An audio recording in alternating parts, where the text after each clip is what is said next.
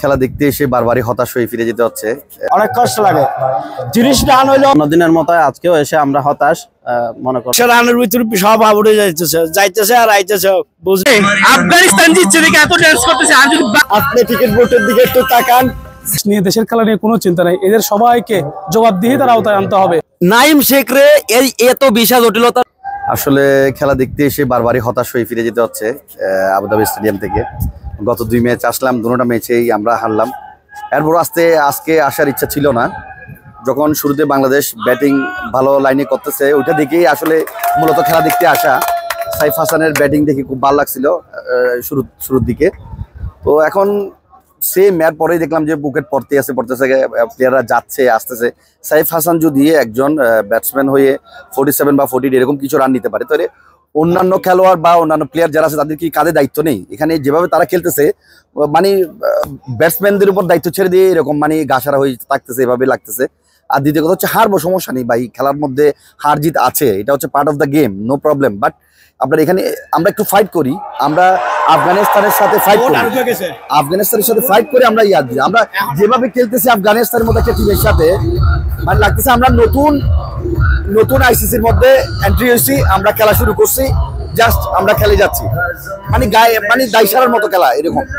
তো আমি বিসিবির দৃষ্টি আকর্ষণ করবো, আমাদের খেলোয়াড়দের আপনার মেন্টালি প্রিপেয়ার করুন এবং তাদেরকে একটু মনে সাহস যোগান এরকম টিমের সাথে খেলার জন্য, এবং ওয়ানডে টি20 দুটো আলাদা ইয়াতে খেলার জন্য। ধন্যবাদ।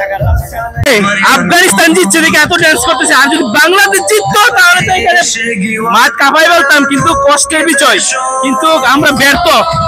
তার জন্য আনন্দ করতেছি আফগানিস্তান জিতছে দেখে, বুঝছেন? কষ্ট মুখে কষ্ট নিয়ে হাসতেছি, হাসি নাই, হাসি আছে চোখে কান্না, কিন্তু দুঃখের বিষয় ব্যর্থ। কথা বলি ভাই, আপনি টিকিট বোর্ডের দিকে একটু তাকান। খাইতে খাইতে আর কত খাইবেন? একটু থামেন, আপনারা দেশকে উন্নতির দিকে নেন। আমরা সাপোর্ট করবো, সবসময় সাপোর্ট করে আসতেছি। তা খুবই খারাপ। আমরা আশা করেছিলাম 100 রানে হারবে, কিন্তু আজকে সেটা আমাদের আশাকে আরো বড় করে দিচ্ছে। আজকে তারা 200 রানে হারতেছে, এরা এটাটুকুই পারে। আসলে এদের কাছে দেশের খেলা নিয়ে কোনো চিন্তা নেই, এদের সবাইকে জবাবদিহিতার আওতায় আনতে হবে। যেমন তারা ভালো খেললে তাদেরকে আমরা পুরস্কৃত করি, তাদেরকে আমরা প্রাইজ দিই, বড় কিছু করি, ফুল দিয়ে অভ্যর্থনা জানাই। কিন্তু আজকে যে তারা এরকম খারাপ খেলতেছে, এতগুলো দেশের মানুষের ইমোশন নিয়ে খেলতেছে, এদের খারাপের পিছনে এদেরকেও শাস্তির আওতায় আনতে হবে।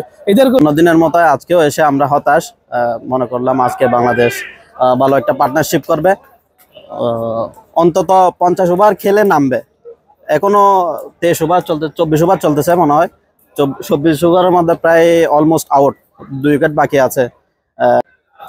আসলে খেলা চাই খুবই হতাশ, ফেরাসান, বেশি খারাপ লাগে। প্রথম ম্যাচও চাই, দ্বিতীয় ম্যাচও চাই, মানে আলাদা অসম্মান হয়ে গেলাম, বুঝছেন না? কিল্লা আইলাম এ খেলা চাই বেলাই 100 রানের ভিতরে সব আউটে যাইতেছে আর আইতেছে, বুঝলাম না। এগুলোর আসলে গাছ সারা জল আছে ডুবাই শহরের মধ্যে। আমরা ডুবের থেকে আইসি আবুধাবিতে খেলাতে কি হইতাম, আইলাম খেলা চাই বেলা ডুবের, তুমি বুঝছো না? আয়নার পর দেখি দিয়ে আমাদের খেলো ফোঁতা বলার আর কি এত সুন্দর খেলতেছে, জারিয়ে আসতেছে, মানে 100 রানের ভিতরে সব আউটে যাইতেছে। ওরা 300 রান নিছে, 100 রানও নিতে পারতেছে না। এগুলো কি খেলোয়াড় নাকি? এগুলোর খেলা দিলে ভালো হতো। যাই হোক ভাই, আসলে হস্টা লাগে কি জানো, যখন বাংলাদেশের ম্যাচ গুলো চাইতে পাই না, অনেক কষ্ট লাগে। 30 রান হইলেও যদি বাংলাদেশ জিততে পারে না, যে একটা প্লেয়ার, একটা বাংলাদেশের একটা ক্রিকেট বোর্ড তারা ভিসা দিয়ে একটা প্লেয়ার আনতে পারে না, তার মানে এটা হাস্যকর। 1500 কোটি টাকার বরাদ্দ আছে, 1500 কোটি টাকা, তাহলে কোথায় যাচ্ছে এই টাকাগুলি কোথায় যাচ্ছে? আসলে এটা বড্ড বেমানান, বুঝছেন? আমরা বলতে এখন যদি কিছু বলি, যা বলি সেটারই অসম্মান। কিন্তু না, এটা কিভাবে সমাধান করা যায় আমি বলতেছি। সেটা হচ্ছে কি, যে নাইম শেখ রে এত বিশাল জটিলতার পরেও তাকে আনা হয়েছে, কোনো কাজের না। তো এই ক্ষেত্রে এই মানে বারবার একটা প্লেয়ার ওডিআইতে 3টা ম্যাচের এই বেহাল দশা, আসলে কেন? আমাদের কিসে কম আছে? মানে আমি তো বুঝলাম না। ভালো উন্নত মানের এই কোচই তো আগে আফগানিস্তানে ছিল, কোচ, বোলিং, মানে এভরিথিং তো ওকে, তাহলে কেন পারতেছে না প্লেয়াররা? আসলে সমস্যা কোথায়? সমস্যা কি আসলে দেখার পরে মনে হয় কি বলবো, আর হার্ট অ্যাটাক হয়ে গেছে আমাদের, ঠিক আছে? মানে এই খেলা দেখার জন্য কি আসছিলাম আমরা অনেক বুক ভরা ভালোবাসা নিয়ে আসছিলাম, খেলা দেখবো, সাপোর্ট করবো, অনেক আনন্দ করবো, কিন্তু আনন্দটা আমাদের একদম বিফলে গেল, ঠিক আছে?